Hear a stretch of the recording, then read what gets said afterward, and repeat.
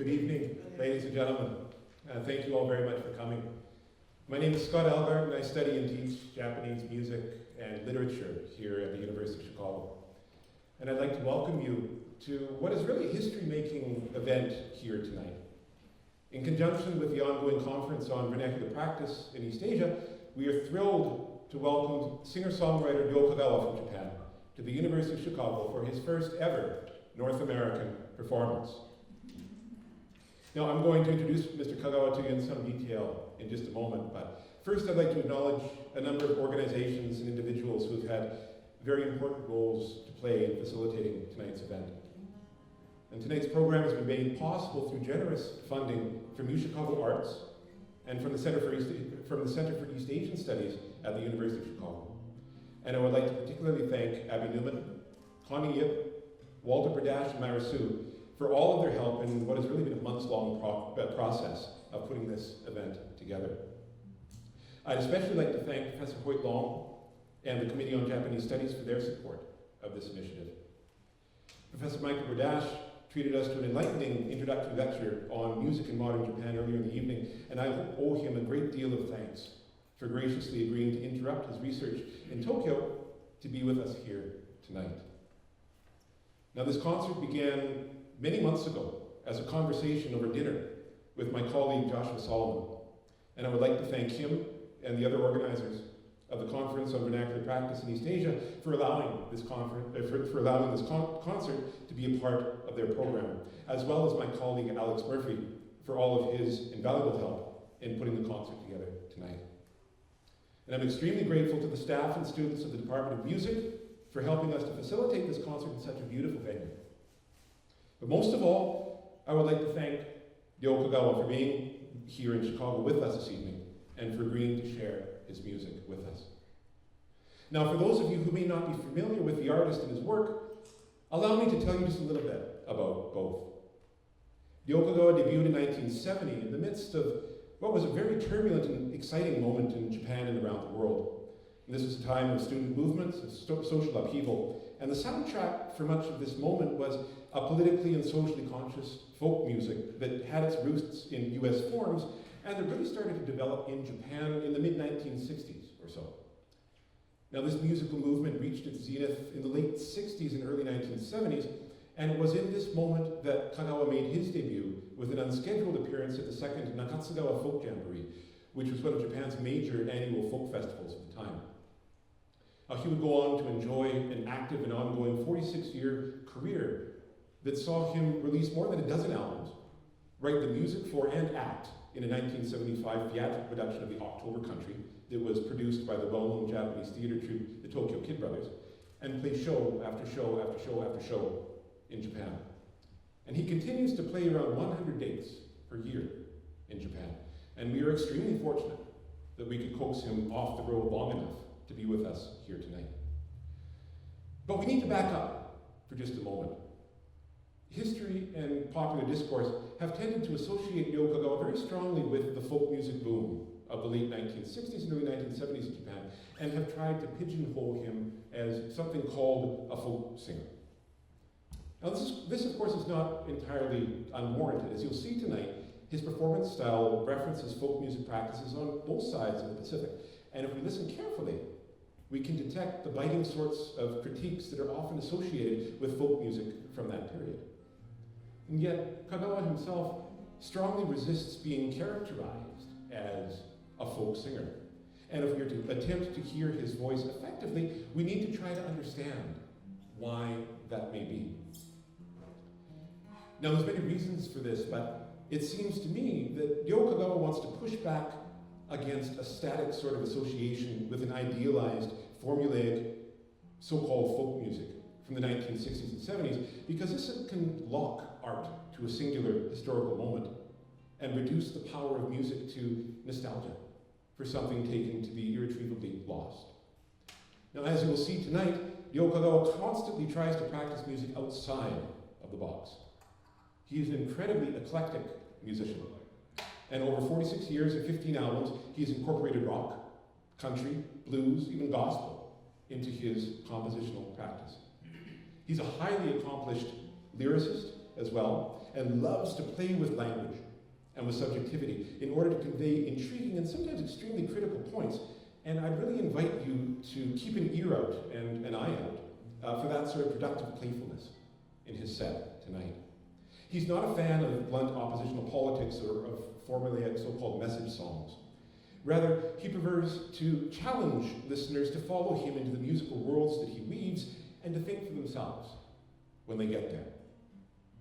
And it is this very musical and lyrical diversity and his refusal to follow a stereotypical folk formula that has allowed Ryo Kagawa's music to avoid becoming museumized and has kept it relevant right up to 2016. Now, Ryo Kagawa's newest album is called Mirai, or The Future. And I think that we can sense something important in that title of the artist's stance on the world and his insistence on movement and specifically on moving forward. And if you like what you hear tonight, allow me to let you know before we begin that Mr. Kagawa has actually brought a very limited number of his new album with him from Japan, and they will be available for cash purchase in the foyer at the end of the night. And I would invite you to please see my colleague, Alex Murphy, after the show, if you're interested. An acquaintance of mine in the music business in Japan calls Ryo Kagawa the father of song. And in a Japanese context, at least, that's not so very far from the truth. Ryo Kagawa has been a massively influential presence on the modern Japanese music scene, and we are truly fortunate to have him here with us this evening. Ryo-san, どうですかね? そろそろいけそうですね。よし、わかりました。Let me close then by saying once again how grateful I am to Ryo Kagawa for coming all the way from Japan to share his music with us this evening. And also to you. Ladies and gentlemen, Mr. Ryo Kagawa.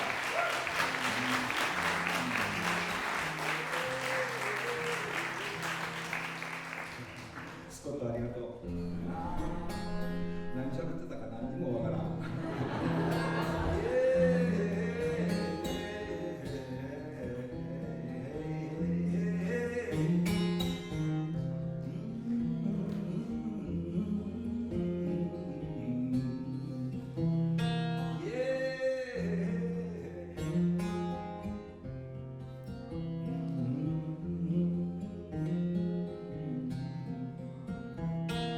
そう私こんな寒い朝待ってた。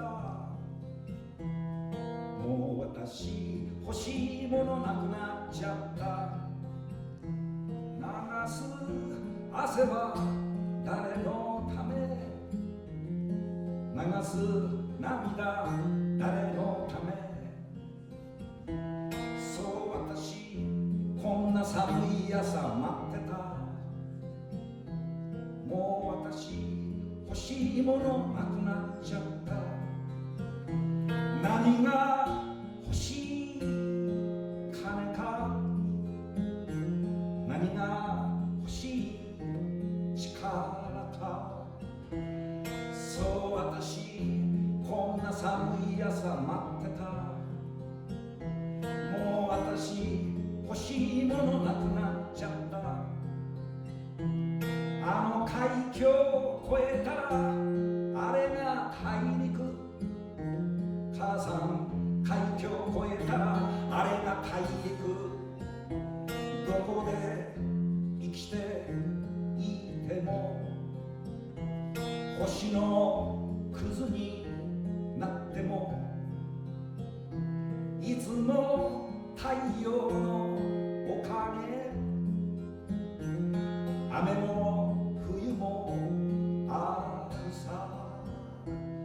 どこで生きていても星のクズになってもいつも太陽のおかげ。空は広いぞ。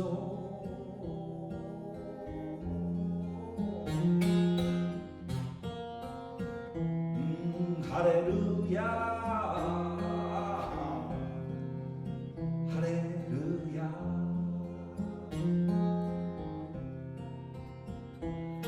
ハレルヤ。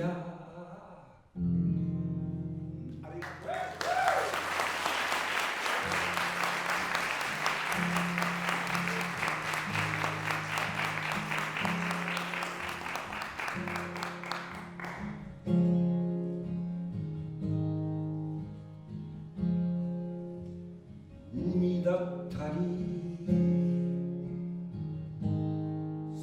だったりしたいつか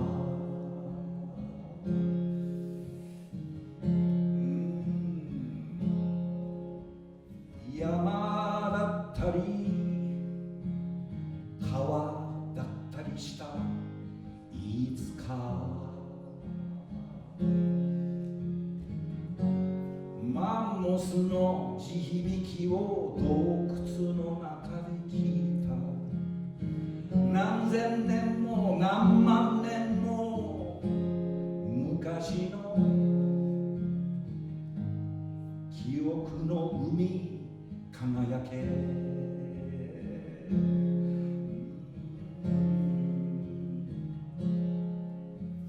虫だったり獣だったりしたいつか女だったり男だったりしたいつか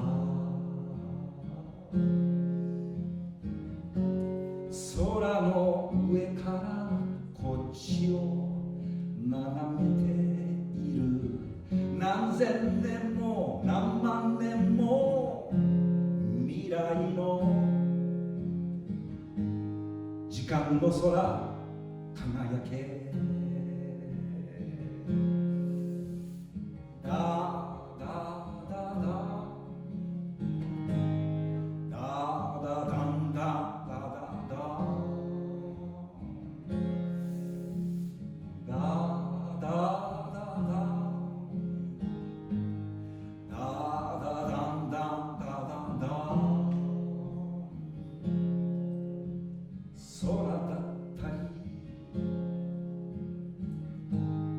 海だったりしたいつか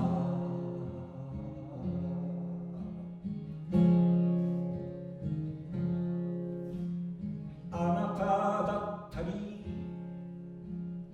私だったりする今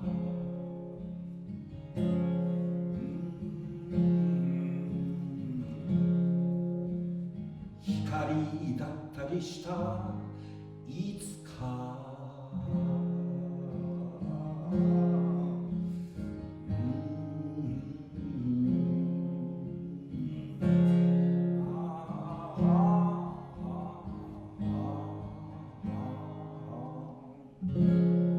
ありがとう。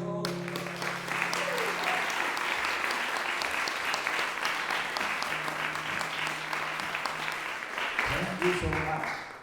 英語でした。英語でした。ありがとうございます。今の英語よね。本当嬉しいです。ありがとうございます。それと日本から今日来てくださってるみたいなんですけども、例えばほら手を挙げるほどそんな子供みたいなことしんと、ほらちょっとこう叩いてみようか。どれぐらいこう。A number of people who went from Japan tonight trying to figure out where they are. うわありがとうね。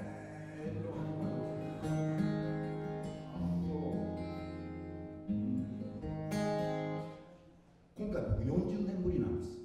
40年ぶりというのは、言葉では簡単ですけども、40年というのはちょっとやっぱ本当にロングタイムアゴーですけども40年40 years 前ですよ。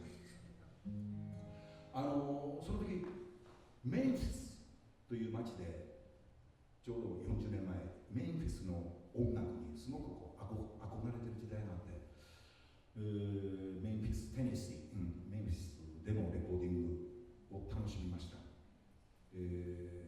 その時のアルバムが、南行きハイウェイというアルバムで1976年、そうですね、76年ですからちょうど40年前ですけども出てるんですよ。すごい勉強になりましたね。もう、いい人たちにも巡り合ったし、それでレコーディングメンバーが当然メンフィスのメンバーだったんですけど、すごい人たちでした。であれから40年なんで、今回こうして40年ぶりに来て今改めて思ってるんですけども、あの時参加してくれたミュージシャンの皆さんお元気かなとってるかね、どうかね。 It's not Neil's first time in the United States. It's first time in Chicago. He's been to the U.S. before. That was 40 years ago.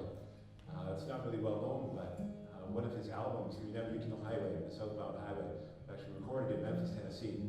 At the time, he was really interested in the Memphis sound and wanted to recreate it. So, what better than to go all the way to Memphis to do that? So this is his first time back in the U.S. in 4 decades. He still remembers the musicians that he worked with in those days. Wonders how to do it. Wants to think of them now as he sings this next song.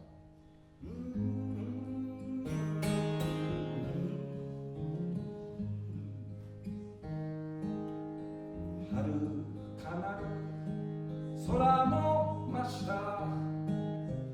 眩しい日差し、夏はもうすぐ、季節は川面に片足浸し、ミシシッピリバーを見渡している。いくつもいくつも橋を渡ってきた貨物列車は川のほとり、何年も何年も座り込んだまま、森は黙って目を閉じている。メンフィスビールストリート、深く静かに眠っている。メンフィスビールストリート、遠い昔の歌が聞こえる。空き地の向こう、かげろうの中、ポーンショップの続く裏町、あの年置いた流れ者たちがブルースぶら下げ集まってきた。ジョン・ハートもジョン・イエステスも沈む夕日を見ていただろう。乗り合いバスのテールランプ、砂ぼこり残し遠ざかる。メンフィスビールストリート、あいつが落としていったブルースが。メンフィスビールストリート、夕焼け空から降ってくる。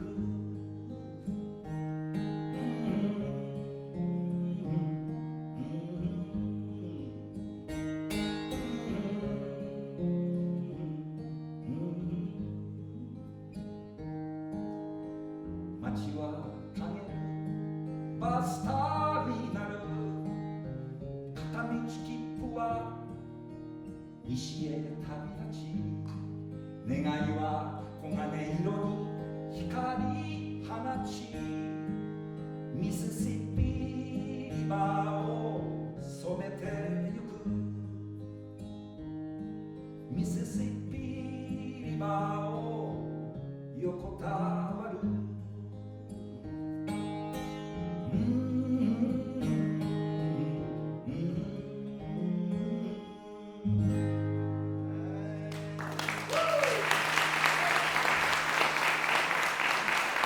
ありがとうございます。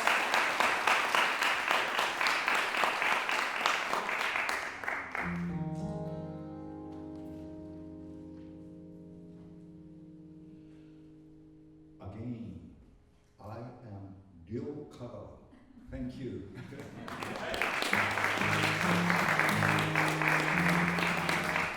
改めまして、香川亮です。ありがとうございます。さっさとやっていこう。新しいアルバムが出ました。タイトルは未来というタイトルです。未来というタイトルで、今当然ですけども、私にとって一番大好きなアルバムです。6曲入りです。6曲、まあ、ミニアルバムというんでしょうか。6曲なんですけど、なおかつ人の歌ばっかりです。自分の歌はほんの1曲です。ただただなんか今歌いたかった歌、今歌いたいなと思ってる歌をそのまま、CD にしました。で、今日このままちょっと6曲そのまま未来のアルバムそのままやらさせてもらいます。1曲目は、まあ、こんな歌や。The new album is called Mirai, or the future. This is, of course, an album that I like very much. It's a mini album.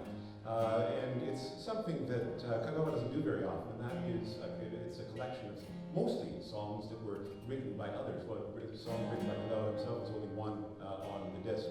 And it's a short album, but it's made up of songs that Kagawa himself wanted to sing or felt that he needed to sing at this moment. And it's really made up sort of like a story. And the album makes a really strong statement, I think, without being one of these formulaic message songs. And sonically, it's really fascinating as well. It takes sounds and strips them down to the bare minimum, brings them together to create something really interesting and new. And he's going to take us through the entire album.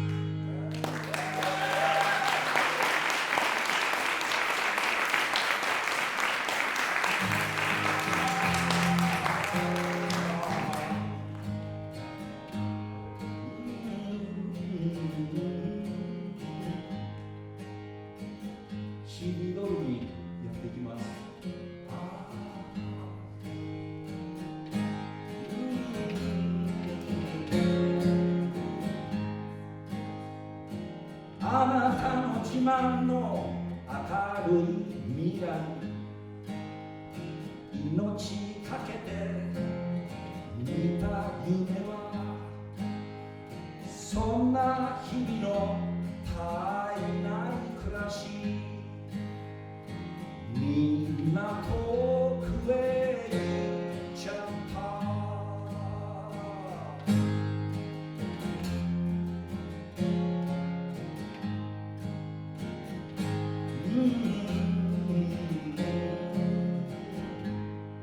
ここが世界で一番好きなところ、あの人の幸せ。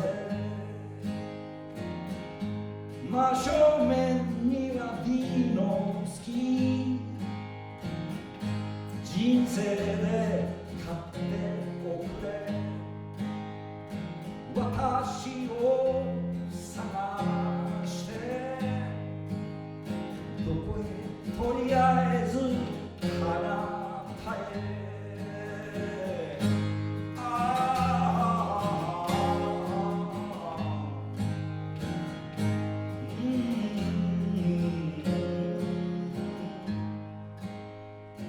あなたの自慢の明るい未来、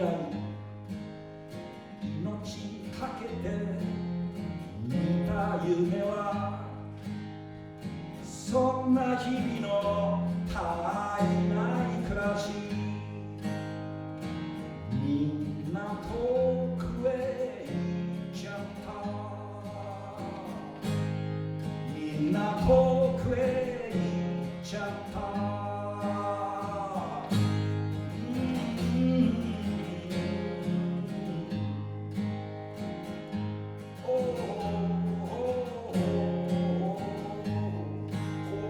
世界で一番好きなところ、あの人の幸せ。真正面には美の好き、人生で買っておくれ、人生で買っておくれ、私を探して、私と日本のもう一度、私を探して、私の汽笛でもう一度、私を探して、どこへとりあえず花たえ。私を探して、あ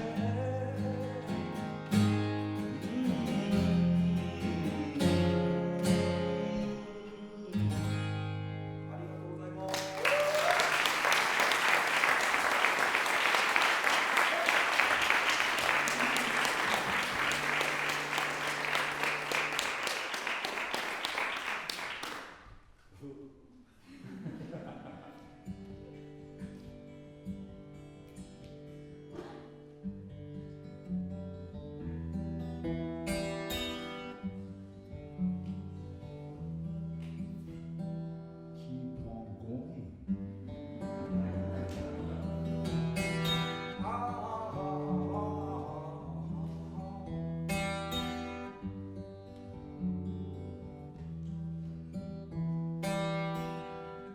海の見える丘が好きなのと、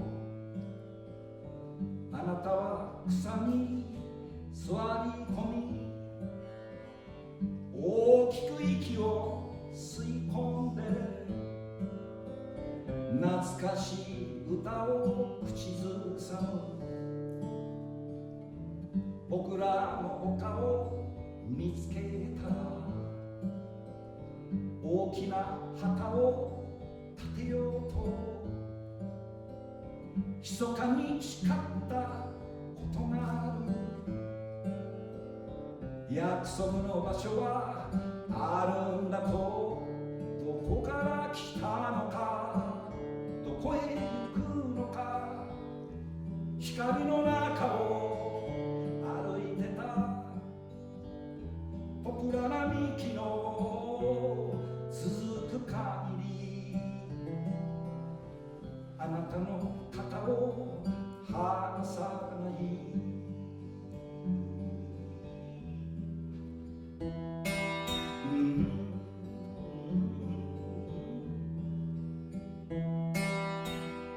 こんな風も好きだわとあなたは少し微笑んで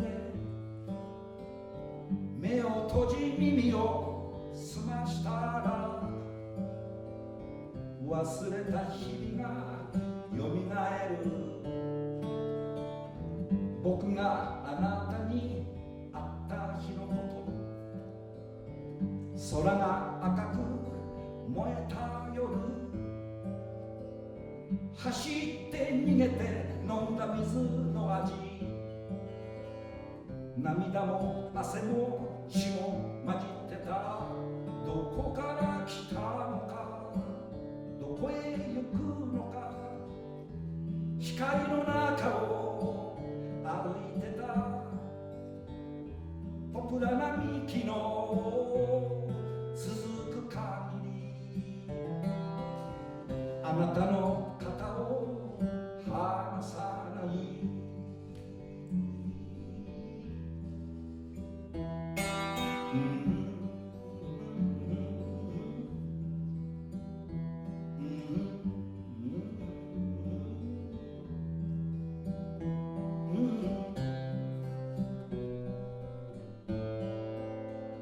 どこから来たのかどこへ行くのか光の中を歩いてたポプラな幹の続く限り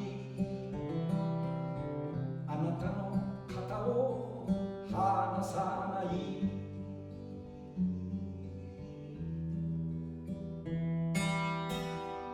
月の明かりに透き通るあなたの横顔美しく小さなうね息が誘ったら幸せの頬に口づけるもうじき雨になりそうよ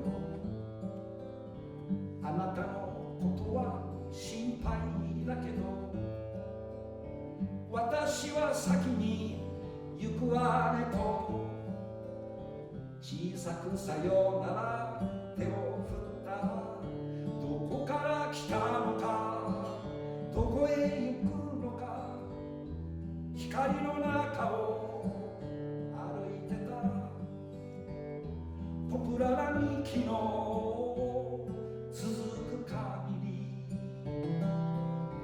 あなたの肩を離さない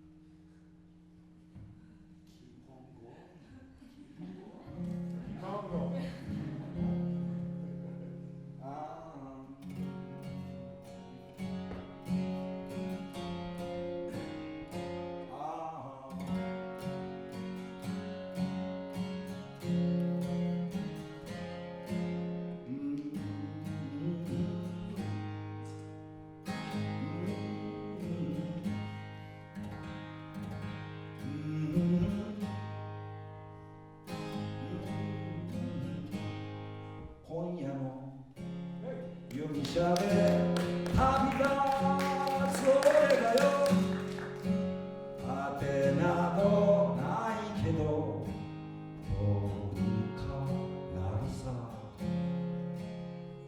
り金はたいて切符を買ったよ。これからどうする？どうにかなるさ。見慣れた街の明かり、行くなと呼ぶ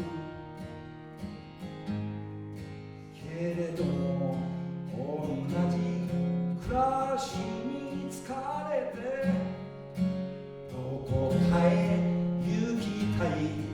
どうにか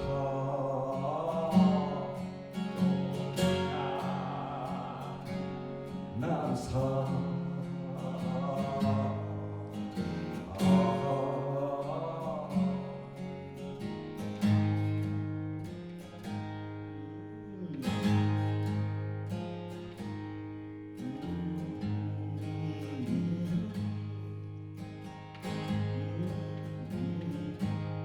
仕事も慣れたし、街にも慣れたよ。それでも行くのか。どうにかなるさ。一年住んでりゃ未練も残るよ。バカだぜおいらは。どうにかなるさ。愛してくれた人も一人いたよ。俺など忘れて幸せつかめよ。一人で俺ならどうにか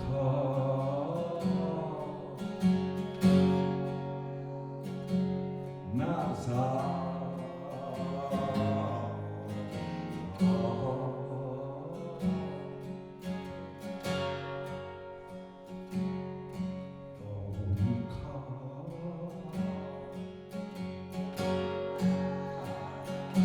どうにかなるさ。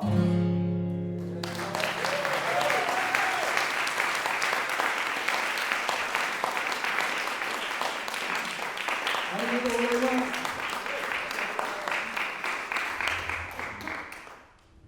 日本の皆さんにはもしかしたら、ご存知の曲だと思うんですけども、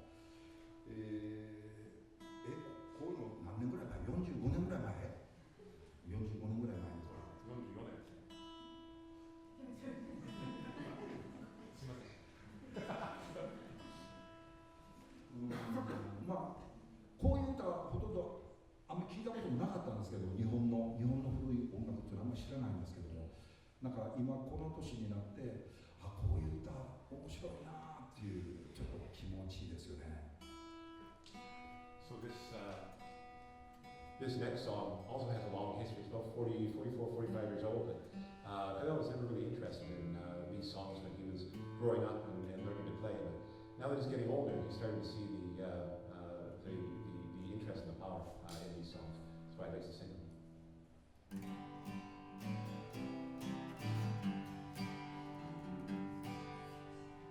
もう一曲、日本の古い歌というと失礼かな。これも聞き覚えのあるような歌なんですけども、今日で全てが終わるさ。今日でこれ違うだ。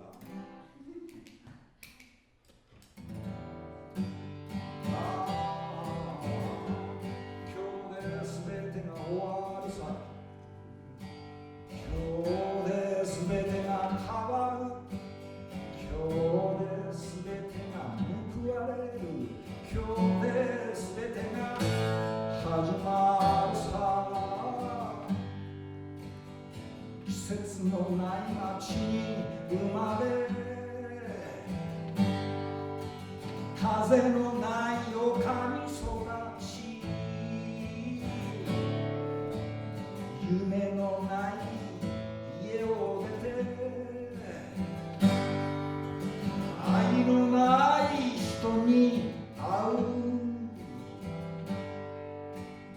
人のためによかれと思い西から東へ駆けずり回るやっと見つけた優しさは人もたやすくしなびた春を眺める余裕もなく夏を乗り切る力もなく秋の枯れ葉に身を包み冬に骨身をさらけ出す今日で全てが終わるさ今日で全てが変わる今日で全てが報われる今日で全てが始まるさ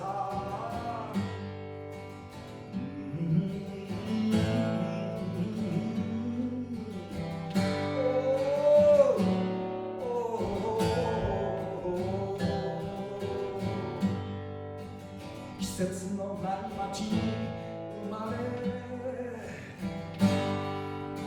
風のない丘に育ち夢のない家を出て愛のない人に会う隣を横目で覗き自分の道を確かめるまた一つずるくなった当分照れ笑いが続くああ今日で全てが終わるさ今日で全てが変わる今日で全てが報われる今日で全てが始まるさ季節のない街に生まれ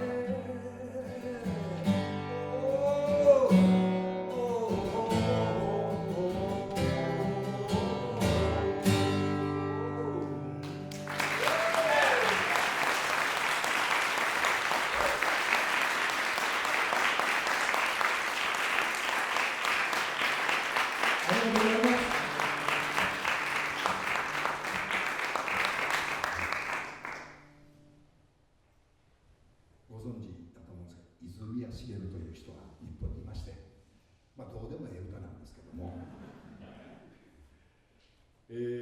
本当にこの辺りの音楽を僕はあんまり聴いてなかったんですけどもこれも45年ぐらい前の歌ですけどもあんまり聴いてなかったんですけども今回のその「未来」というアルバムの6曲ですけども今まであんまり聴いたことのなかった音楽なんですけどもいわばちょっと口はばったいですけども2011年3月11日、東日本大震災というのが日本でえらい災害がございましてその頃の日本というのはもう本当にもう言葉も出ないような、そういう状況だったんですけども、その時に何気なく今日歌ってるこの辺りの歌が鼻歌で出てきたんですよね。全然歌うつもりもないようなこういう歌が何気なく出てきてそれでね僕えらい救われたんですよというか勇気づけられたというか救われた音楽らのこの6曲をなんとかアルバムにしてみたいなということで今回の未来が出来上がりました。 These 6 songs that make up the album Mirai, they're all quite old now. This last one was 45 years old, and he had just no interest in any of these songs. Again, when he was growing up and composing himself. But after the massive earthquake and tsunami and the nuclear meltdowns of March 11, 2011 in Japan, he couldn't even do his own music. There was sort of no words that would come to him himself. But for some reason, it was these songs that kept coming up in his mind. And it was really unexpected because these songs had meant nothing to him up until that point. But these 6 songs really ended up saving him in this moment of despair after the events of 3/11. So this entire album is really inseparable from what happened on March 11, 2011. And that's what underlies the story that we see unfolding here. And this next song serves to close the album.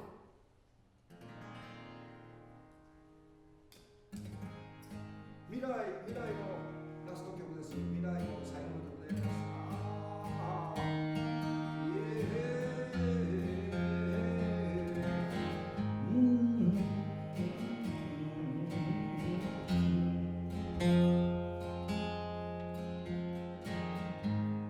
若い頃はただそれだけで全てのことが許されて過ちさえも美しくわがままであればあるほどに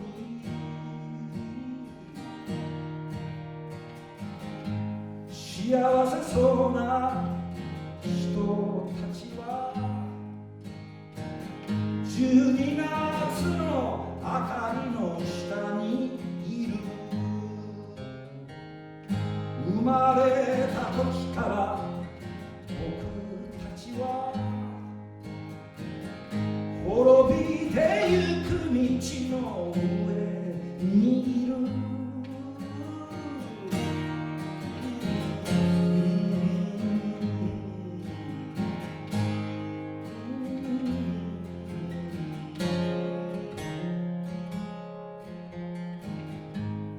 若い頃のままであれと少女のように少年のように夢とうつつを並べ替え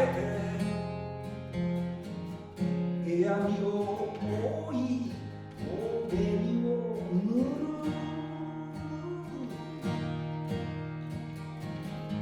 幸せそうな人たちは泣いて笑い花を咲かす生まれた時から僕たちは滅びてゆく道に花を飾る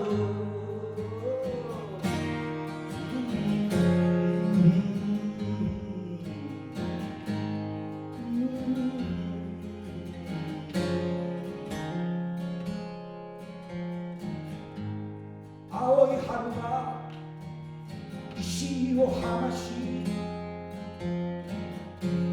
赤い夏に石を投げた白い秋は石を切り出し黒い冬に石を敷く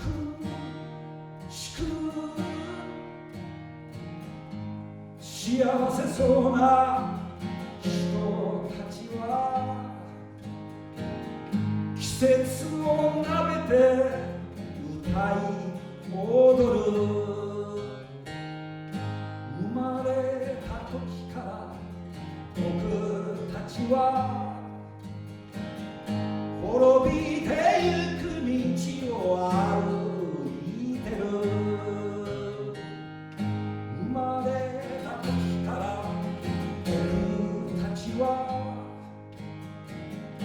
滅びてゆく道の上にいる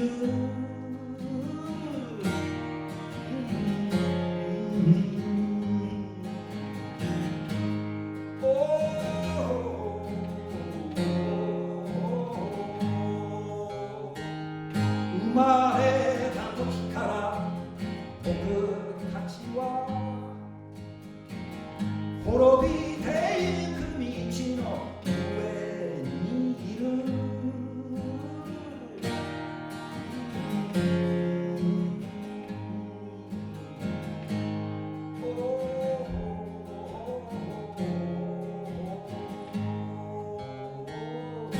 まれた時から僕たちは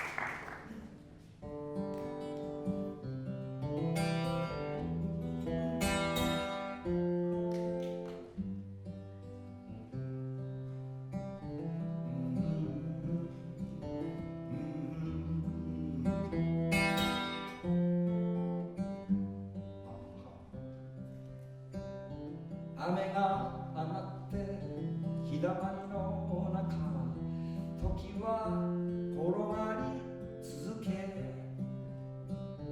僕はまた一つ乗り遅れ国道に立っていた光る風と影の荷物で川の流れに沿ってあなただけがこの道のりを分かってくれる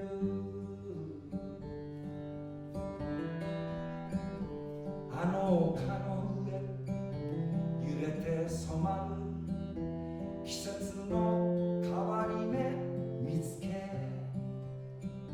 昨日の歌を一つ口ずさみ国道に立っている遥かな夢はあの森を抜け緑の風に溶けて明日の歌が南の街へ連れてってくれる一番電車を見送って目覚めの紅茶を飲んでシャツの袖をまくり上げおんぼろ車に乗って雲の合間に見えるよほら君がかけてくるロードマップを広げたら僕の昨日が遠のいてく光る風と影の荷物で川の流れに沿ってあなただけがこの道のりを分かってくれる一番電車を見送って目覚めの紅茶を飲んでシャツの袖をまくり上げおんぼろ車に乗って一番電車を見送って目覚めの紅茶を飲んでシャツの袖をまくり上げおんぼろ車に乗って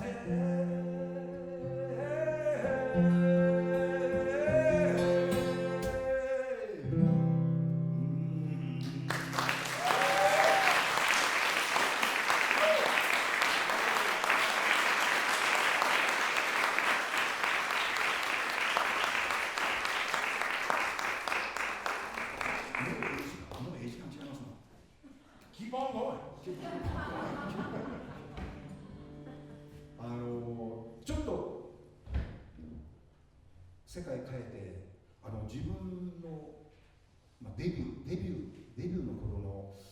歌をちょっと1、2曲歌わないかんのですけども、歌いたくないのです。歌いたくないのです。これはね、歌ってはいけないというか、日本では放送禁止です。放送で流してはいけませんという曲で、特にアメリカでこの歌を歌いたくないのです。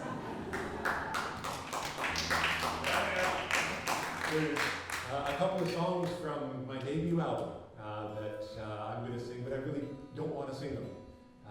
They're songs that shouldn't be sung, but I'm going to sing them anyways. This first song that I'm going to sing actually ended up on in Japan there's a blacklist of songs that are not allowed to be played or that are refrained from being played on television and on radio and so on. And this first song ended up on that list. And I particularly do not want to sing this song in the United States of America, but I have been asked by Scott to put the song on the list. And I, speaking to Scott, think it's really important, an important song to understand the way that Kagawa Yokozo is critiqued. すいません、長くなりました。いやいや、歌いたくない。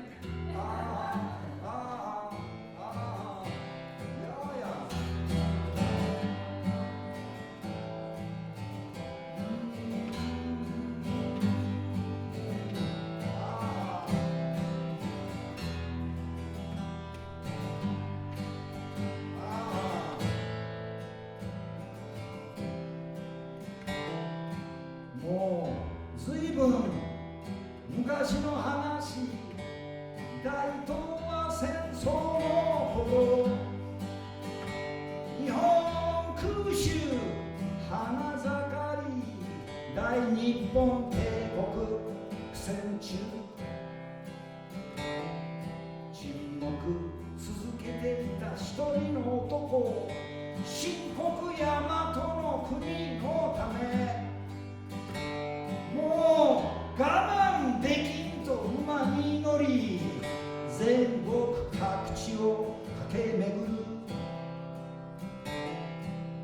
空襲逃れたおもちゃ屋で花火をたくさん買い集め、花火の火薬を抜き取って大きな爆弾2個作る。大日本帝国救う道、もはやこれしかないんだと。大きな爆弾2個担ぎ、太平洋を泳いだのだ。アメリカよ、まだかまだかと、ふんどし一つに刀を下げて、急がねば急がねば急がねばと太平洋を泳いだのだ。思えば彼の目も足も仲の良かった友達も、アメリカ B29 の餌食となって死んだのだ。ナポレオンを思い出し、不可能はないと頑張った。歯を食いしばり泳いだのだ。その甲斐あってアメリカへ、アメリカ上陸愛なった。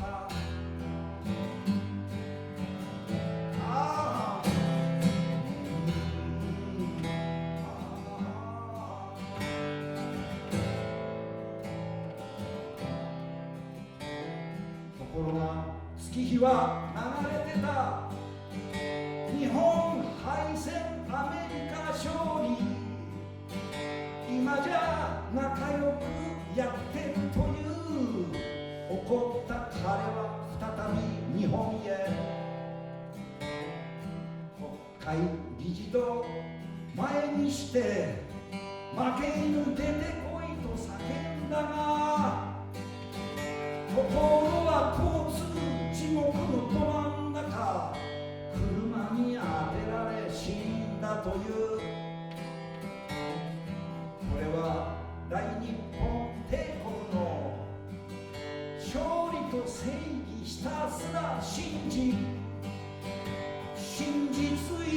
路に歩み続けた勇敢な男の物語。日本国民、政府の皆様、あなたの夫や子供や親の死を命にさせないためにも今こそ立ち上がる時です。今すぐ戦争の用意をしましょう。今すぐ攻めましょう。戦闘開始いたしましょう。そして勝ちましょう。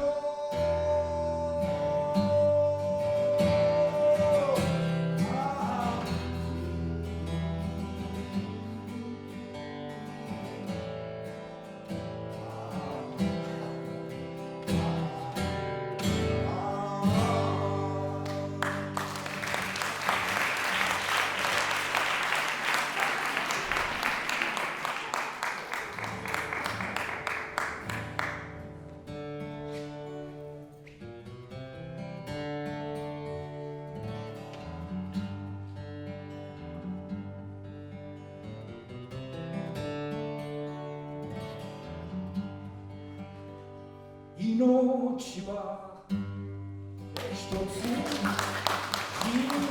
はだから命を捨てないようにね。慌てるとついふらふらとお国のためなのと言われるとね、青くなって尻込みなさい、逃げなさい、隠れなさい。お国は俺たち死んだとてずっと後まで残りますよね。失礼しましたで終わるだけ、命のスペアはありませんよ。青くなって尻込みなさい、逃げなさい、隠れなさい。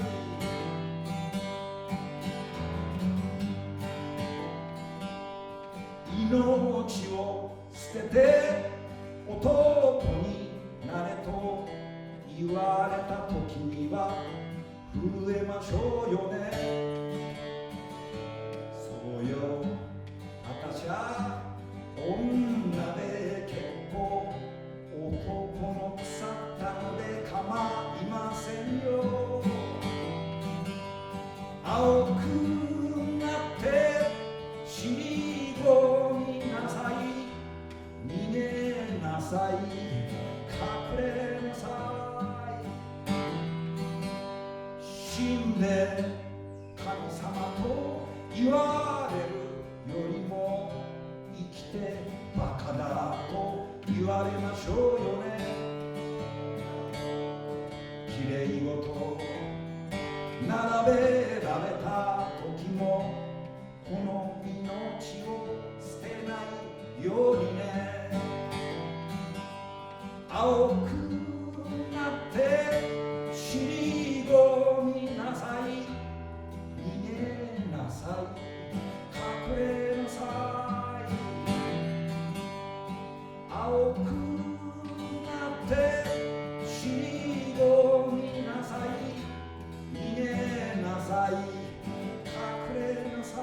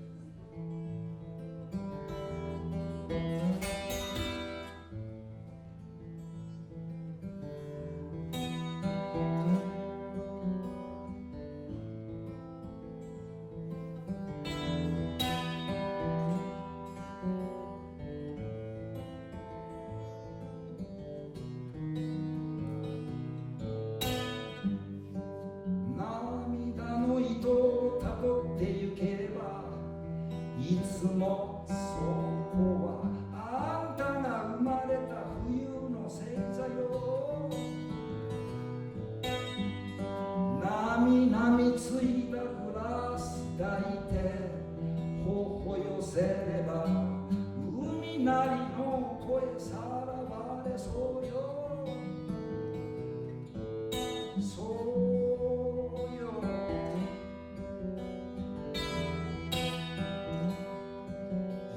愛しい男のためとあればお安いことよダンプカーでもかっぱらってみせる貧しい男のためとあればいつでも夜で一晩中酔っ払ってあげる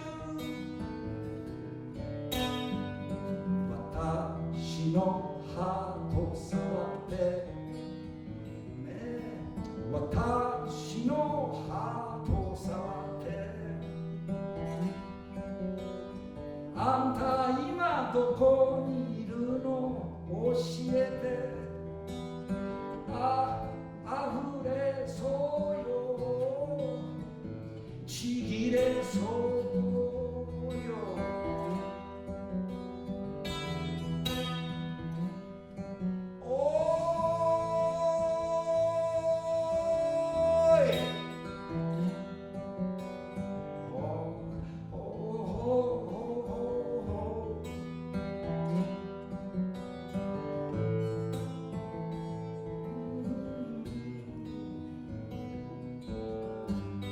どこであんた隠れてよとそうよ東京タワーからなら見えるはずよきっとたとえ国境を越えたとしてもそうよ無駄よ雷族は私の味方よ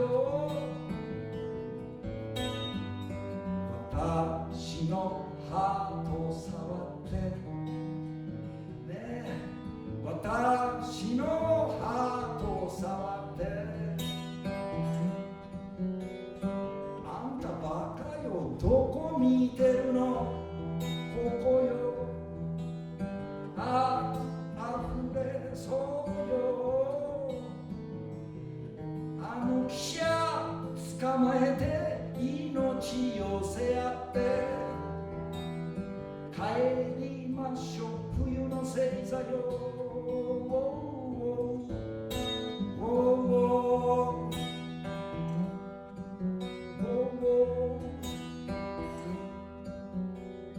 ドンドンドンドンドンドンドンドンどんどんお家が遠くなる私のハートを触って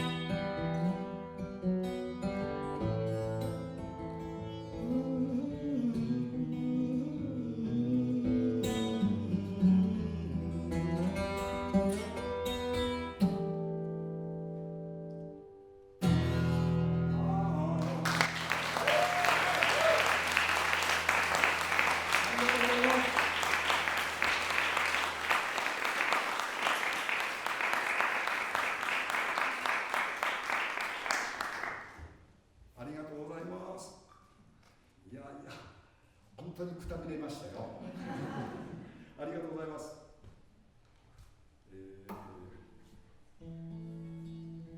Thank you for listening.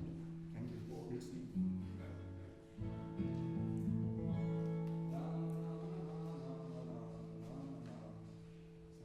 listening.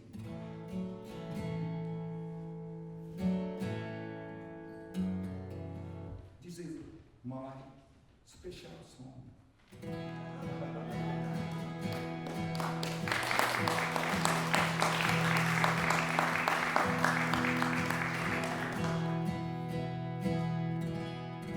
いつまで寂しい女を気取っていましょうかいつまで机の前で落書きばかり続けましょうかでも本当は初めからどうなるかぐらい分かってたの悩んで大きくなれるほどあたい暇を持て余してられないの。そりゃまあ夜明けの歌なんてのもかわいいわ。でもあんたっていつも歌わすんですもの。まっぴらよ、おかげでいまだ石にも風にもなれなかったわ。それを女の証だなんて誰にも言わせたりはしないわ。あたいの命ってあんたのわがままばかり背負ってたわ。もしも今度生まれ変われても壊れた蛇口だけはたくさんよ。人生なんて見せ物だったわ。売り物にはならないものね。嘘はつかなくてはならないものよ。だから疲れただけなのよ。湿ったマッチ日がない一日こすってたわ。あんたのくだらない話まるでくだらないんですもの。あんたは病気じゃなくてただ酔っ払ってたのよ。明日はひどい雨ですって誰の傘に潜り込むの。もちろん歌詞は返してもらうつもり。今までずっと奪われてきたんですもの。その分生きながらえて見せてあげる。もちろんお釣りは返すつもり。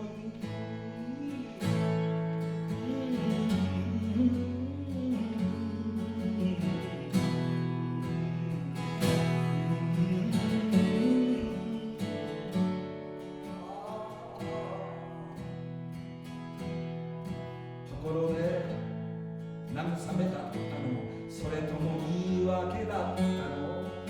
励ましのつもりだったの。元を取ろうとしていたの。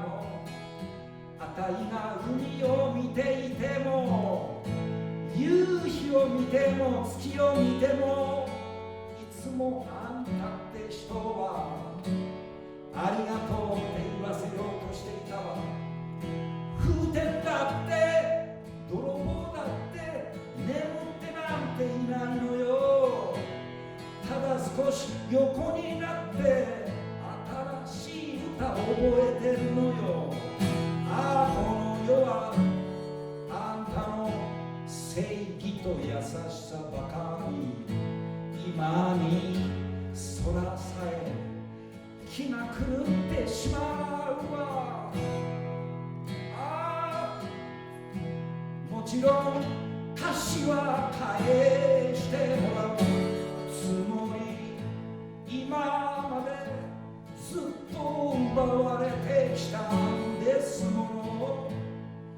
その分生きながらえて見せてあげる。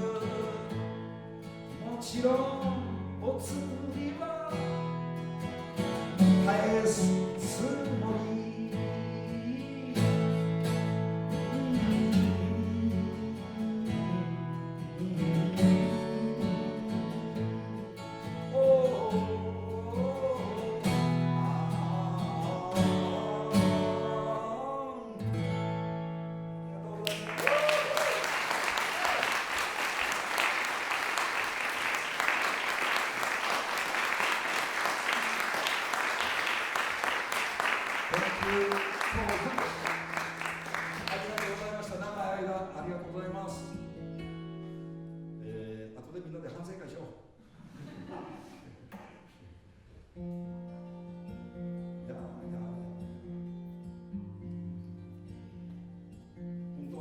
遠路はるばる、日本からも来てくださってます。ご恩は忘れません。ご恩は忘れません。ありがとうございました。助かりました。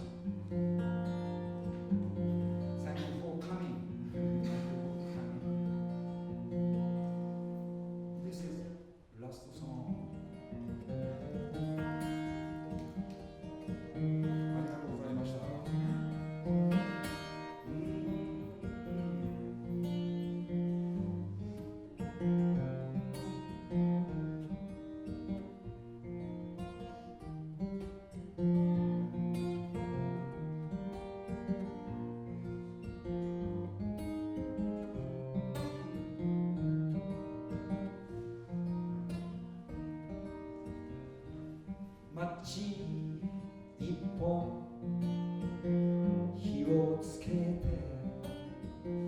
明日を覗いたら夜空いっぱい思い出が震えていました。だから僕は火を消して夜空を見上げ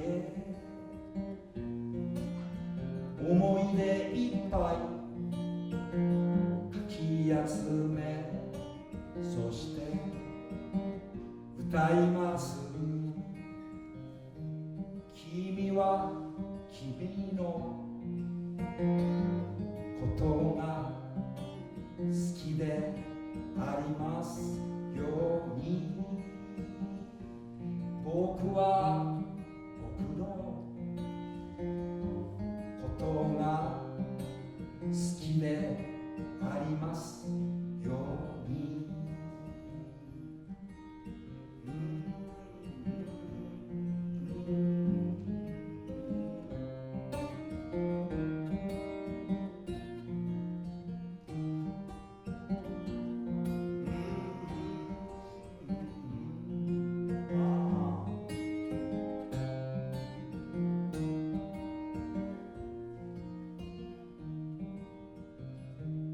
マッチ一本火をつけて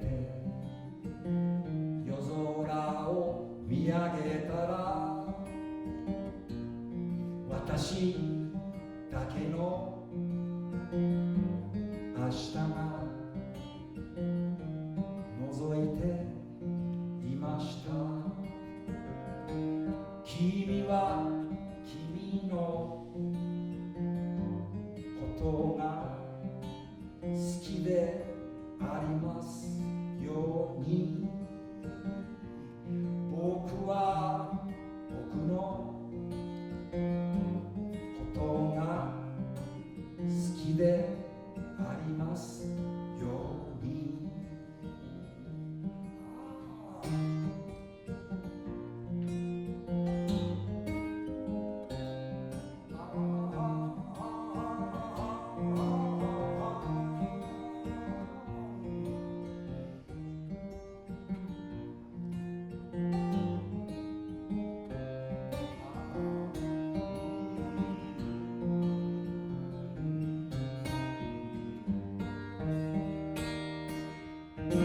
お元気でどうもありがとうございます。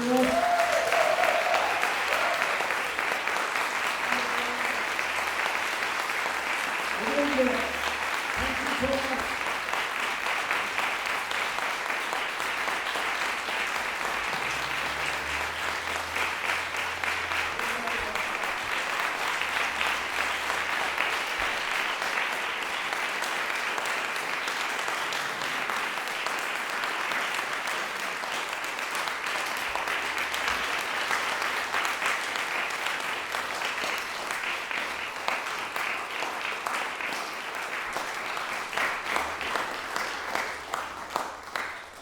すぐ終わるぞ。すぐ終わるぞ。すぐ終わるぞ。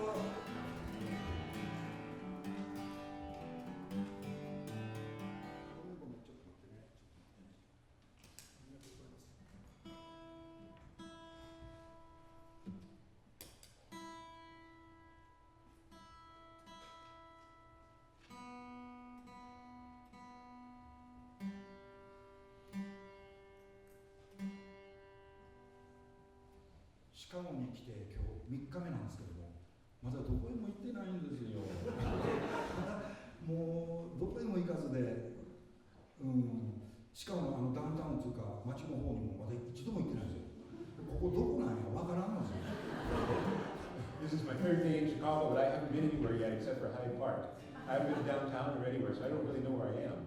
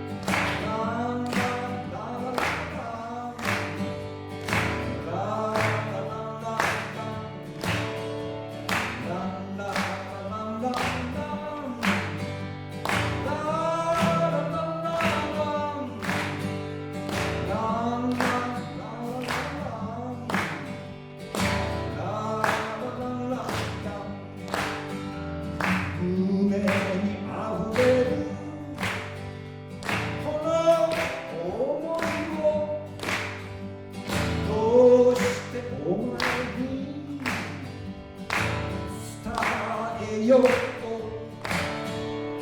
風が激しく吹く夜は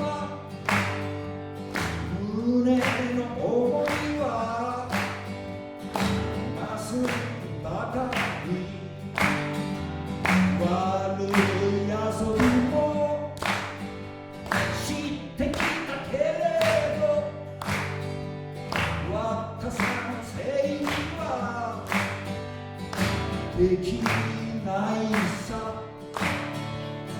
行き止まりの道をしても命なんかに負けないですべて捨てたその時はお前強く抱きしめて離してあげるよ幾年月さまよあったそのわけをランランラランランラン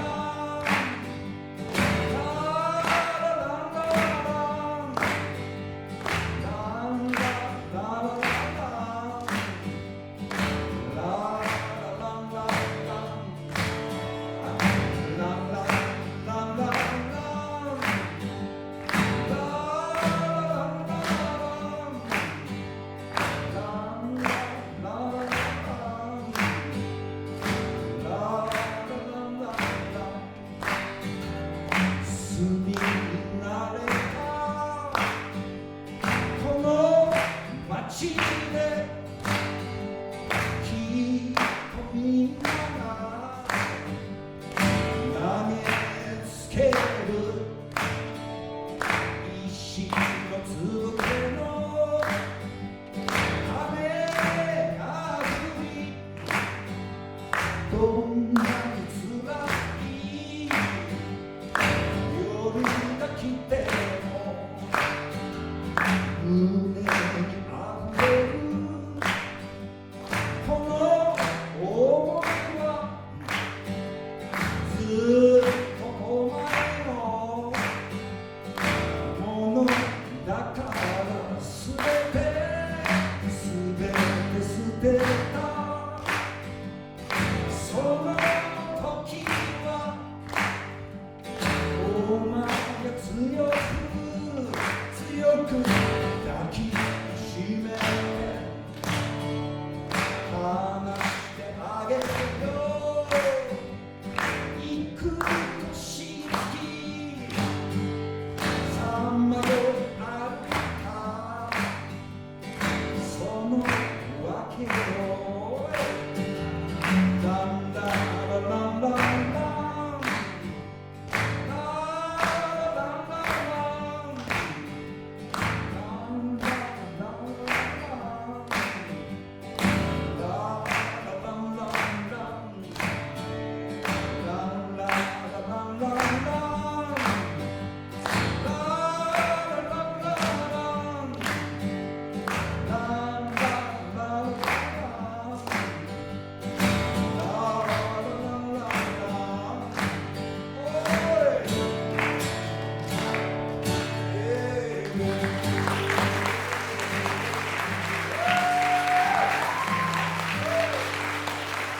ありがとうございます。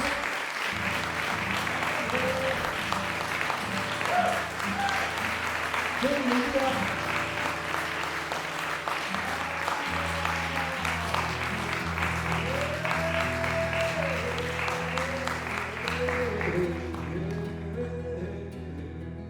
本当に最後の曲です。お花までいただいてます。お花もいただいたし。お祝いのたくさんいただいてます。後でみんなで分けよう。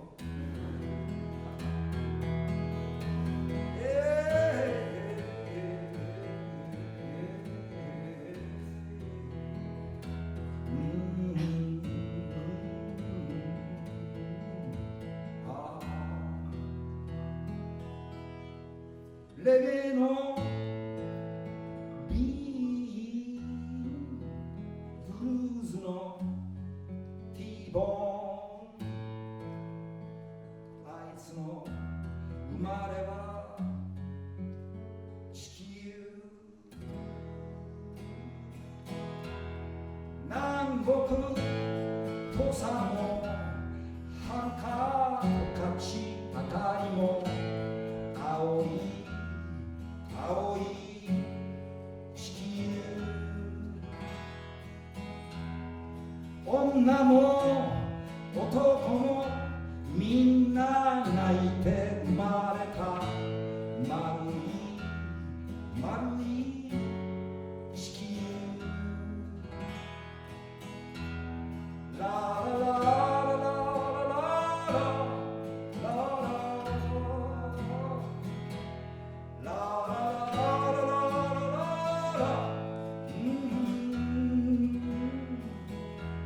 神様の泣きぼうろ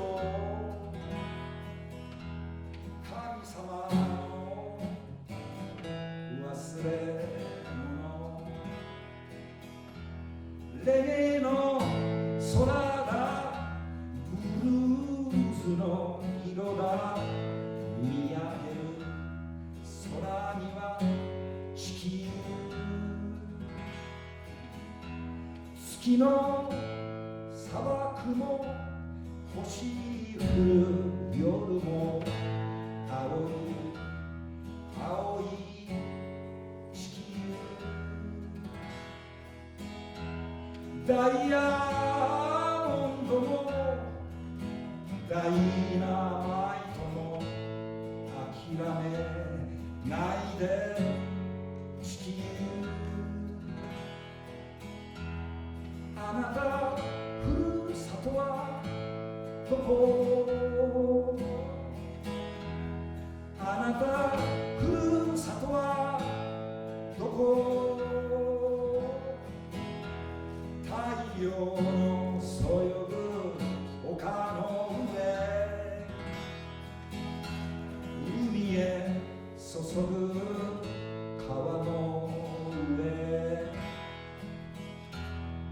レゲエのビーンブルーズのティーボーンあいつの生まれは地球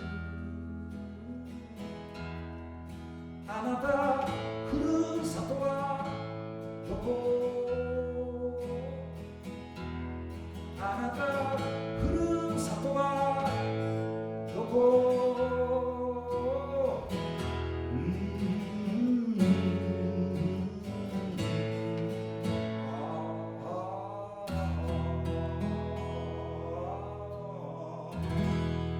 ありがとうございました。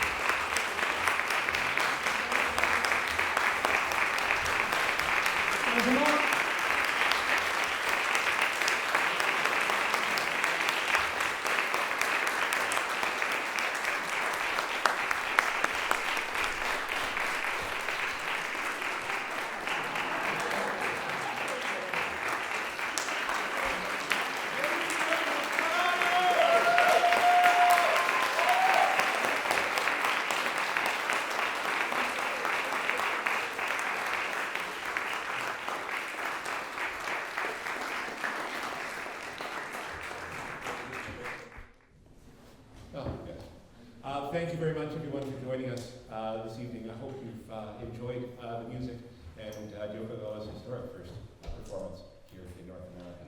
So thank you very much for coming, and we wish you a very pleasant evening.